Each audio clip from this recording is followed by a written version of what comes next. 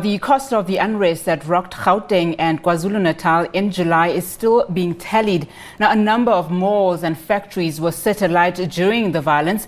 Thousands of jobs were affected, with workers in affected sectors either losing their jobs or being put on reduced income. Now, one of the serious concerns is the damage to the health of communities and the environment following a devastating blaze at a chemical factory in Cornubia. To discuss the impact of this we now joined by environmental health campaigner for groundwork, Rico Euro-pido. Rico, thank you so much for your time and good afternoon to you. Good afternoon, Anati. Good afternoon to you and your viewers. Now, Rico, in fact, it was two fires, if I can remember correctly, one during the unrest in July, as well as another one, the latest one, sometime in August. Now, exactly how well equipped are we as a country to deal with these kinds of chemical explosions in factories? And also, just how severe is this to the environment and communities at large? Great question, Anati. So let's just paint a picture. The chemical warehouse that went up in flames at Cornubia, that was owned by United Phosphorus Limited, UPL, the Indian big agrochemicals multinational company. That factory at the time, it had over 5,000 tons of inventory within that factory, and that included over 1,600 chemicals. Now, some of those chemicals are classified by the WHO and the UN bodies as being highly hazardous pesticides, highly hazardous herbicides. Some of them are known to cause cancer, etc. And when you say how well equipped were we at the time to deal with this disaster? Well, let me tell you this. The fire service that responded at the time had no idea what was in that fire. They had no inventory. There was no disclosure by the company. They didn't know what kind of protective equipment to use, to wear, to protect their own health. They didn't have the right direction in terms of what kind of fire mitigation measures that they should use and what kind of dousing measures that they should use. And at the time, they used a lot of water. That water resulted in a lot of runoff. Included in that runoff were a lot of those pesticides and herbicides and agricultural products. That made its way into the Umhlanga River. That made its way into the Umhlanga Lagoon. And subsequently, there was a massive fish kill, a massive marine ecocide. There were tons, almost 5 tons of fish and shellfish that were washed up on the beaches and in the lagoon. Now, if we had good systems in place, if there was a proper playbook on what was in the warehouse, how it was stored, whether or not the right kind of fire and safety measures were in place, then this ecological disaster would have been averted. But yet, here we are with a chemical warehouse with this massive inventory of highly hazardous pesticides that are banned in some jurisdictions around the world, 400 meters from a school and in the middle of a residential area in Umhlanga, surrounded by informal settlements and also formal settlements. That should never have been allowed to happen. That warehouse should never have in the first place. Rico, are you still with us? I'm with you, yep. All right. So, I mean, some of the things that you're saying are really concerning. What we know for sure is that COVID-19, as well as what we've seen during the unrest in KwaZulu-Natal and Gauteng, it has exposed a lot of things that are missing and lacking in our systems, and some of the things that you've just mentioned. Now, my question to you is, we have a Department of Environmental Affairs. Surely those systems should lay squarely on their feet in terms of making sure that factories, especially factories of this nature, have their checks and balances in place. I mean, we also have a National Environmental Management Act. We have a Hazardous Substance Act. We've got an Occupational Health and Safety Act. So who then can we hold accountable for what we've seen in KZN? Well, that's exactly the process that we are going to have to follow now. That we're going to have to check why the factory was there in the first place. What kind of licenses did they have? Did they have the correct licenses in place? Were those licenses checked up on? Were they inspected? Were the facilities commensurate with the hazard and with the potential risk? And you're right.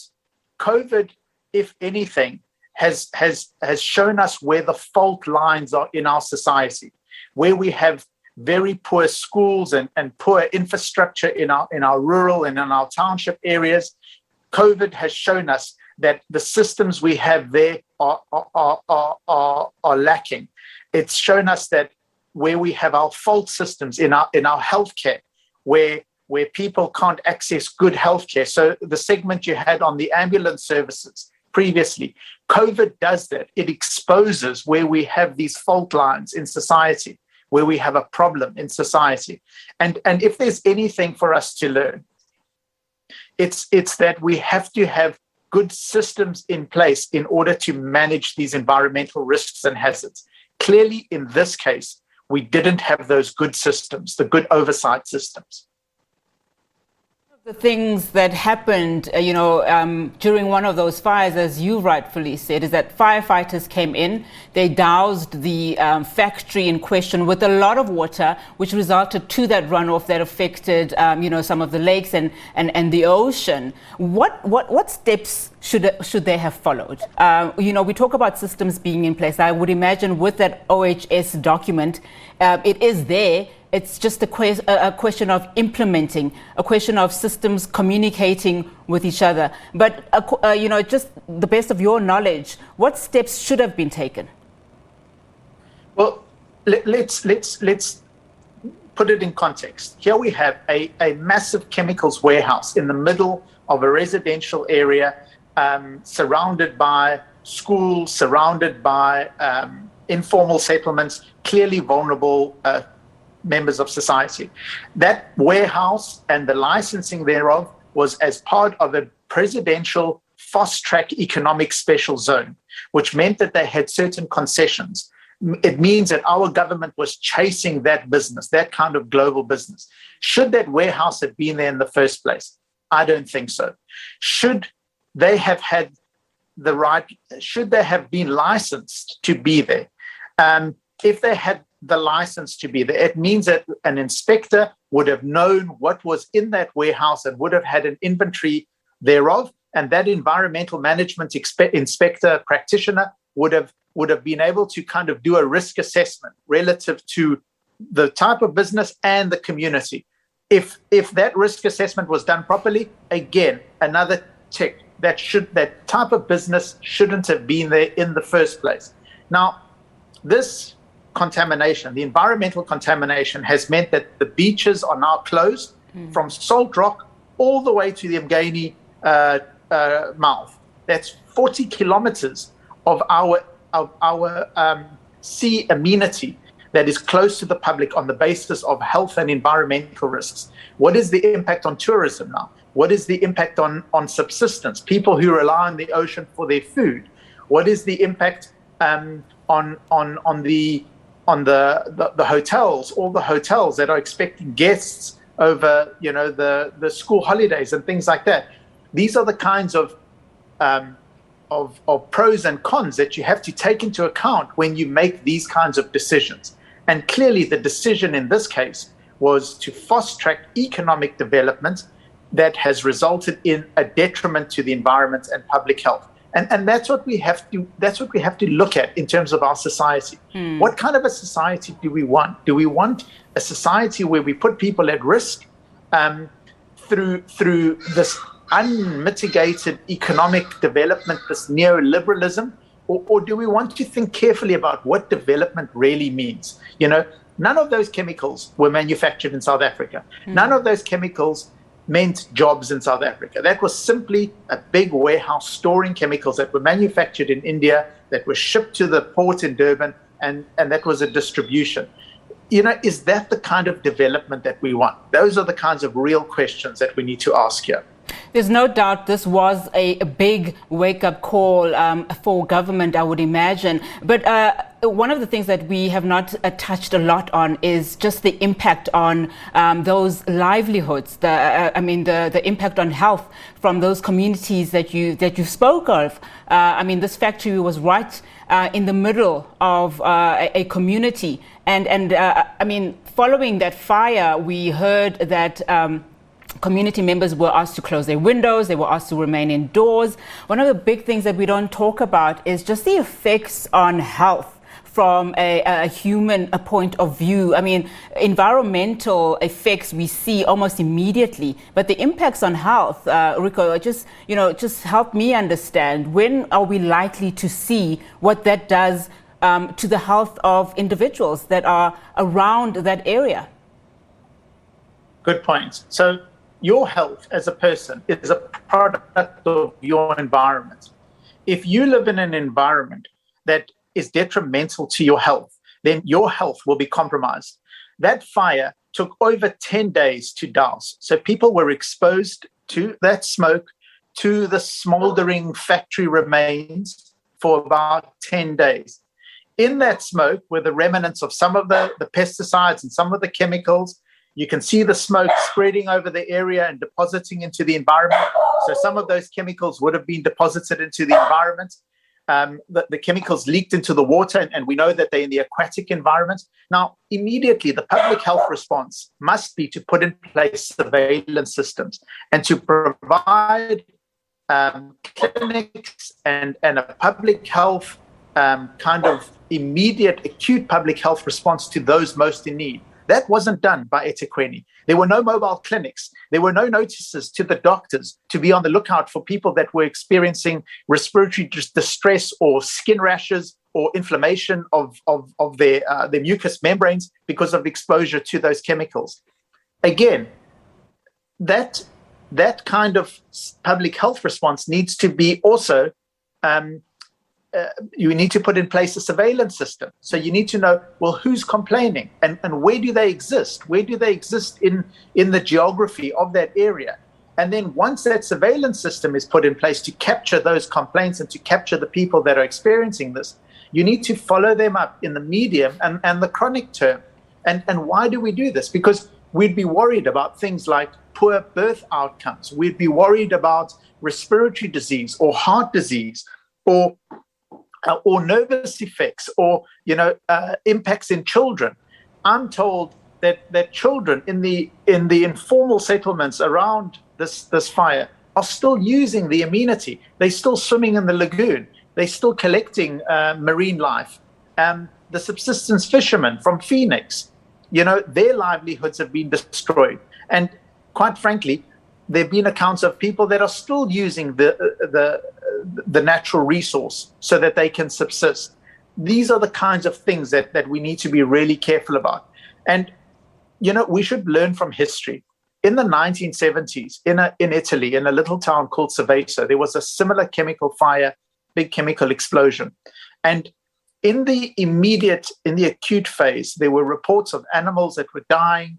There were reports of dogs dying in Phoenix. There were reports of pigeons that were found dead all over the place. The authorities, the public health authorities, realized that there was something wrong straight away. And they put in place public health measures to follow that community up over time. And over time, they saw adverse birth outcomes like cancers, etc. But more importantly, out of that chemical incident in 1976 came a directive called the Seveso Directive. And that directive speaks to licensing, transparency, registering all the places where dangerous chemicals are stored so that the public health authorities can keep a track of it, that in the event of a disaster, they know what to do. That's been in place since the 1970s, and clearly we haven't learned from that.